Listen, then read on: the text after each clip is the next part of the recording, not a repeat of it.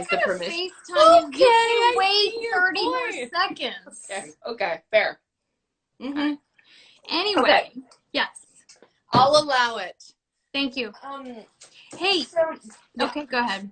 What? Do you know what's happening at this very moment, and everyone who's watching us is missing that? The Kids Film It Festival is happening right now. Right at this moment, we were judges in the Kids Film It Festival. We were. And how great were those little movies that we watched? They were so good, and those kids, oh my gosh, it was so impressive. And the way they got the different storylines and how different all of the films were that we saw, and the community involvement and the humor and the suspense and the special effects. I was blown away. Absolutely. And I love that I really got the impression that a lot of the movies were made during the pandemic, which means that there were family members helping, and you could tell that like a big brother was operating the camera, and it didn't look like that. And I was super impressed by what I saw. I know, I was too. So anyway, people are saying, where can you find it? It's kidsfilmit.org, I think, or I think it's .org. Kidsfilmitfestival.org.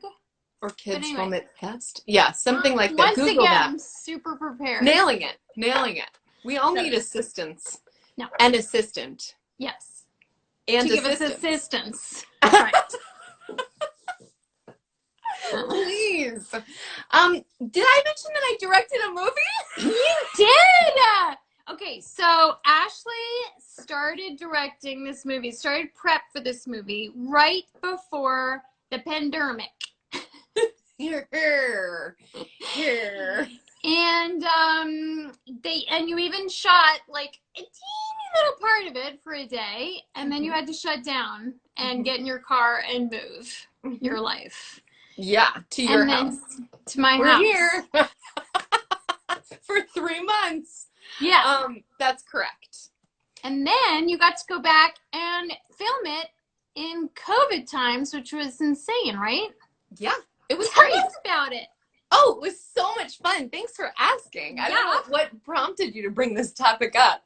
I was given the opportunity to direct this movie back in February of 2020. And when I arrived, I remember we were on a location scout this was pre-mask, pre-everything. And somebody in the car said, what do you guys think about this whole COVID thing? And I remember I specifically said, it's like the flu. It's not a big deal. It's not a big deal, you know? And would have been 3 weeks later, we was our first day of shooting, which was March 16th, which is in about 1 year anniversary is about 10 days. And we shot one day, and then the UPM got up in front of everybody and said, you all have to go home. We are shut down, force majeure, the whole 9 yards because of the pandemic. So we did. We brought the movie back in June and finished the remainder of the shoot. And it was so funny going back to start shooting again. Do you remember I started having all these recurring dreams?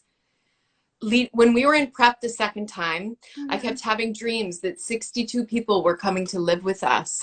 And I was trying to figure out where they were going to sleep and go to the bathroom and how we were going to feed them and keep them all safe, because it felt like a director's nightmare dream. Yeah. That's what it was, because we had 62 crew members, and I felt totally responsible for their health and safety. Yeah. And I was, you know.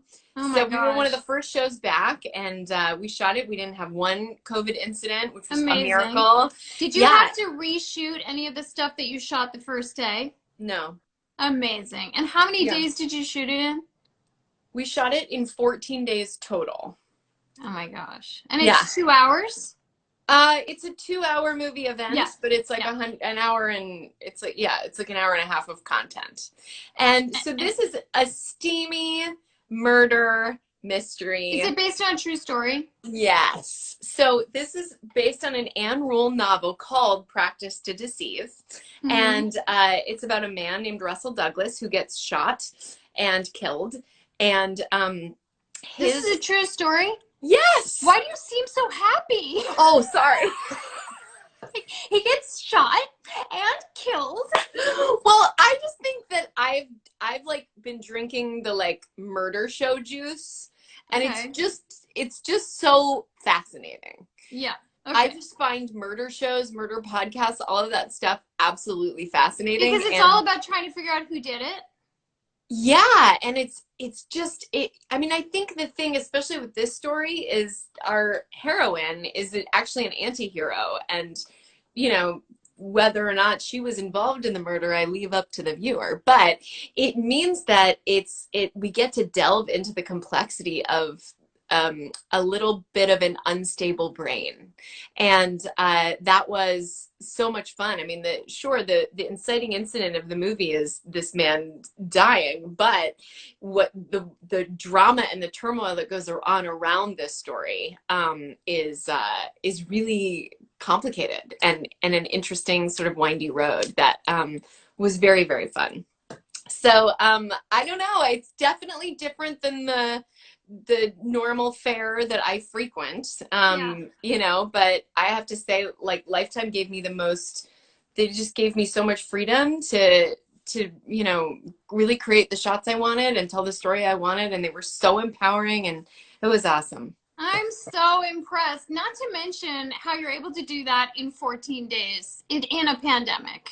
Yeah. Like that takes this very special talent. And I know you put yourself through your own school to learn how to direct. I did. You should tell them about that because that was incredible. Yeah. Well, my friend Simran came over one night. This was now probably 3 years ago. She came over one night and she said, "Why are you not directing?" Maybe she works in television. She said, "Why are you not directing?" And I said, it just feels like something that boys do, And I said, "I'm not trained anyway." And she said, "Well, why don't you train yourself?" She said, "We don't have enough female directors." And it was kind of one of those moments where I was like, I mean, could I even do that? And what if I don't like it? And what if I mess it up? And it was one of those scary things. And I have to say, I brought the idea to my husband Neil, who and I sort of confessed, like, I think I want to do this, and he immediately got out a yellow pad and he wrote curriculum at the top of the yellow pad, and he said, "All right, we have so much work to do. We're going to put you through school." And I said, "Okay." And we started making a list, of the books I would read and the classes I'd take. And I started reaching out to everybody I've ever worked with and finding mentors. And I started shadowing. I went and shadowed the pilot of the show Lincoln on NBC. I went and shadowed a director named Seth Gordon on that. And then I shadowed a director named Michael Nankin, who's been around forever. And I love him so much. And I learned so much. And then I got this opportunity. And then the crazy thing was that when I got on set, I really enjoyed it. Yeah. Because I didn't know. Like, I was really good at it. I was good at it. Yeah, I mean, I directed the short film that went to Sundance. Yeah. That was the first thing I directed, but this was different because this was like a full length thing, So, I got an interesting question. Okay. Would you ever want to direct Kim in a movie? If so, how would it go? This is from a follower named Laura Sosha. Well, Laura, how would it go? I think it'd be amazing. Because you've put me on tape for things before, for auditions. Actually, how much fun do we have? Oh my gosh, you are so good at direction. You're really, really helpful. And I think that there's this trust that is so useful when a director and an actor have trust. So if you're asking if you can cast me in something and direct me, the answer is yes. Great. I just need to find a project and get hired and myself, some money. And then I'll bring you on. Okay. I feel like it would be really fun to be directed by you because I feel like I have a really strong, like, it would be so embarrassing to have a false moment in front of you because I feel like you see right through me and I feel like you'd be like, why are you doing that? Oh my gosh, I feel the same way, but that's going to happen. We have to forgive. We have to forgive. Right. Totally. But actually, what I'm saying is, knowing that you would be aware of that helps me, how it helped me to be a better actor because I would hold myself to a really high standard. Because even when you and I are just hanging out and I am trying on like a weird Ashley thing, you'll be like, what are you doing? What is that? No, I know. They've seen you call me out on that on here. By the way, Cheryl Hines is here. I just saw Cheryl. No way! Hi, Cheryl. We love you so much. Yay. We love her. Yeah. So, anyway, I think we would have so much fun. I think we would just laugh a lot. I think we would too. It'd be hard to get the work done, but we would. We could totally get it done. Oh my gosh, totally. Look what we're doing right now. Does anyone have any projects for us? We're very affordable. Oh, we just sent Cheryl all this love and she just wrote back, hi. Oh. Hi. Hey, did you know that now on Instagram we can have other people come in? Cheryl, do you want to come in? Can she come in right now? She could totally come in right now. See if she could. Cheryl, could she send a request? I mean, I could request her. Oh my gosh, are we doing this? See if you can do it. I mean, I don't know, but I just heard that. Cheryl. Cheryl. All right, I sent her a request, I think. Where is she gonna be? Can we stalk her? Yeah. Is she gonna replace me? Is she gonna No, replace I don't Diane think Neal? so. She would just come into thirds? I think so. I think you and Cheryl would splitsies on the bottom. Cheryl, dude. That sounded dirtier than I meant. We're gonna scissor? Cheryl and I? From 2 different countries? I mean, she's probably like, why did I even say hi? Okay, never mind. Let's get off the Cheryl. All right, thing. never mind. Yeah, she's like, she's probably on the toilet. By the way, that's on the toilet thing to do to somebody. She's probably like napping. She's like, I don't want to go in. Don't worry, Cheryl. No one's watching. No one else is gonna say hi to us ever again. Totally. We're gonna call you out. People keep asking what in the world is going on with the ceiling. I know it's a problem. I'm working on it. I don't even know how to talk about it. That's not your ceiling. Is that? Oh, that's your ceiling. Yeah, it's a situation. It's notes. I'm writing right now, and it's gotten very unorganized. And there's no order to what you see over here. It's bad. So just ignore it and just love me. Just look at Diane Neal's face. Hi, Diane Neal. All right. What else do we want to say? Lifetime Television tomorrow night. Circle of Deception. Would love to hear what you guys think. Oh shoot! Really? I'll try again. Maybe try us from the toilet. This is like when Cheryl Hines accidentally came in on our family Thanksgiving Zoom. Were you there for that? She did? Yes. There were a couple different Zoom parties happening, and one of them was our Thanksgiving. I was there for that. Zoom. And she came in. And Cheryl all of a sudden popped in with like, I think it was like Aunt Diana and Beth and Tyler and Uncle Bill, and she's like, hi. Why am I here? Like, shoot, we sent you the wrong Zoom. I'm so sorry. She was so nice. I totally don't remember that. I might not have been on yet or something. I don't think you were on. Anyway, hilarious. Cheryl, thank you for trying. I just don't know how to work it yet.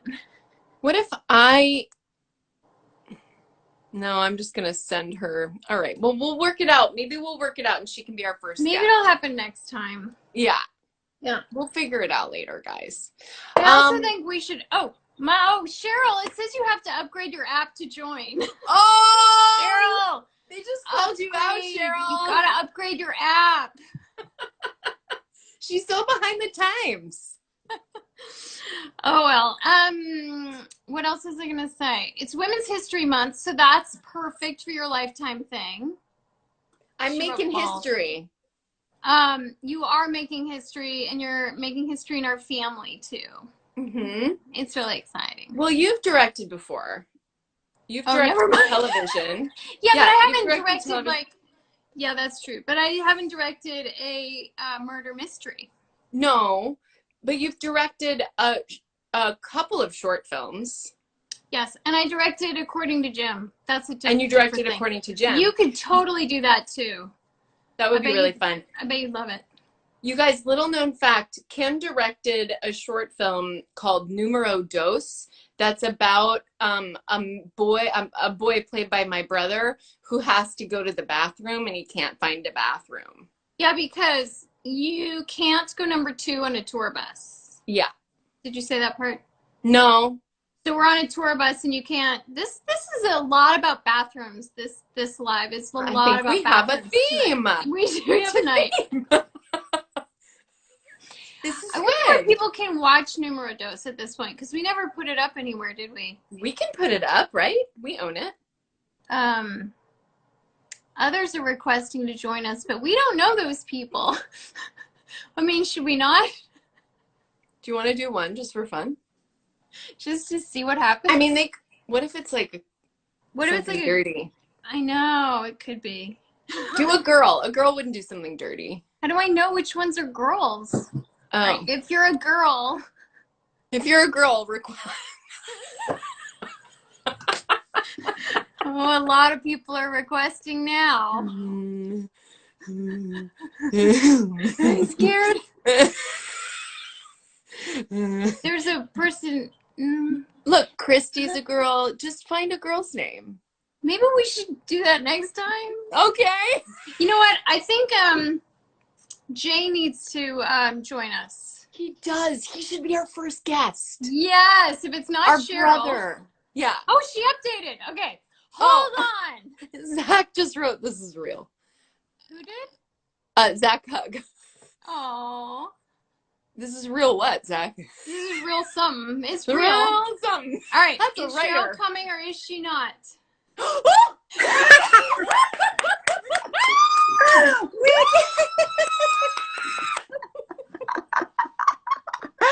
Oh my gosh, you updated. I want to hug you so bad. That is so fun. I had no idea I wasn't updated. I've obviously never done it before, but it worked. You guys are splitting. Cheryl, you look so good considering it's like a Friday afternoon. Do you lie around looking gorgeous in case someone invites you to an Instagram live? No, come on. You guys are hilarious. What Thank is you this? for watching our show. Well, it's my pleasure. What am I doing? I actually, I'm on this show, I Can See Your Voice. And we're having another season and I did a fitting for it. So you got all dressed up. Well, I'm not that dressed. I'm really just You look gorgeous. Oh, Thank you you. look gorgeous. Fancy. This is so perfect that we have you on here. Because I don't know if you know this, but my directorial debut is airing tomorrow night. And Cheryl, are we talking about your new job or no? Not yet. Okay, never mind. There could possibly be something in the future in which There could possibly be something very exciting in the future. Very exciting in the future, in which Cheryl may or may not do an important job in a traditionally male profession. That's right. That's right. So tell me about, I know you probably already talked about it 100 times. What is the project that you're doing that airs? Thanks for asking. Okay, so this is Mountaineers. Sorry, I'm from West Virginia. I went to school in West Virginia. Yes, go ahead. I didn't know you went to school in West Virginia. Oh my gosh. For 1 year I did. Oh my gosh, that's crazy. What happened? Why'd you leave? Well, I went there because my boyfriend had moved to Tallahassee from Morgantown, and then he went back to Morgantown to go to school, so I sort of followed him, and then we broke up. So I went back to Florida. Story. Yeah. Okay, wait. So finish. Sorry, I just totally got. Lifetime movie. So this is a Lifetime movie based on a ripped from the headlines true crime story. Do you like murder shows? I do. Right? I don't know why. Why do we love murder? I will tell you why. Okay, tell me why. Okay, I think the reason that we're fascinated by murder shows is because we ourselves are interested in what it is about us that doesn't kill, that doesn't murder. Yes, that's right. Right? Why? That's right. Why is it that if I say I'm going to kill you, I don't actually mean I'm going to kill you, but I'm honestly like 2 clicks away from maybe I am going to kill you, Mm-hmm. and that difference is like the uncanny valley. That right. What is the difference between me and a murderer? And the answer is nothing. That's true. That is, so we're studying ourselves. So right. It's like hard to imagine how somebody goes from, right, even being upset or heartbroken or angry or whatever that is, how you get from there to actually killing somebody. It's like unfathomable. But I think people do it. Yeah. No, people do it, so you're trying to figure out why. What's the difference between them and me? What is that? I had it up in big letters up in my office. What is it in us that wants to kill? Really interesting stuff, right? I mean, also, I think there's part of it too, because women are more likely to be the victims, right? So when we watch some of these shows, you get to watch the problem. You get to watch it get figured out and who did it. And there's justice. And that person goes to that guy. There aren't a lot of lady killers. Well, you need to watch the movie. Enter Diane Neal. So don't give it away. I know it's a whodunit. It asks the question, it doesn't answer. But I will tell you, this story is not a women in peril story. Lifetime is really doing these new, interesting kinds of stories. So this is actually about a female anti-hero who is extremely complicated. And, it's not as much about the actual murder. It's about the windy road around it. And the man is the one that dies in this. So. But he dies in the first. He dies in the first 2 seconds. Right. Yeah. It's like, spoiler. You guys, I turned off commenting so I could see your faces. You know how that is, Cheryl. I can see your face. What's the name of your show again? I can see your voice. Oh.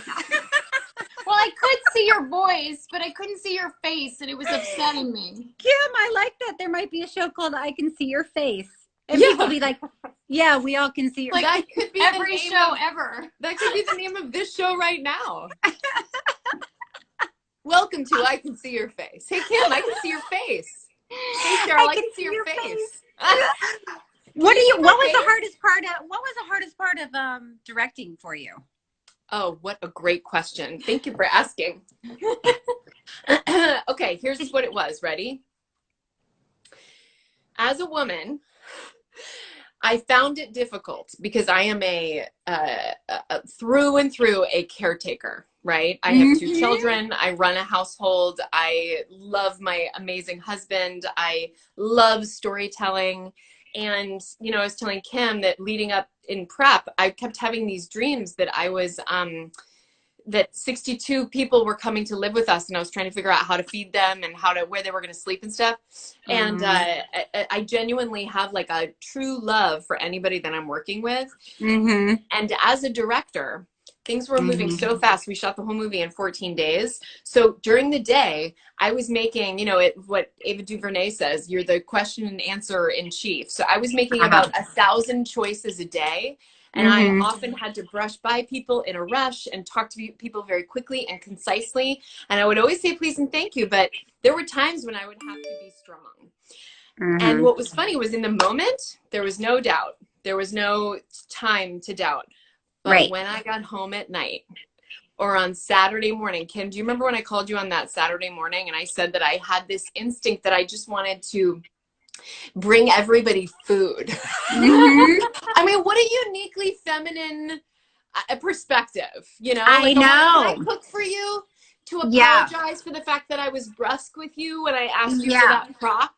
I mean, what an interesting. I don't think boys have that. No, I don't think so. I directed like an indie film a while ago, but we also shot it in 15 days, was fast. And I remember worrying about the crew driving home because the hours were so long.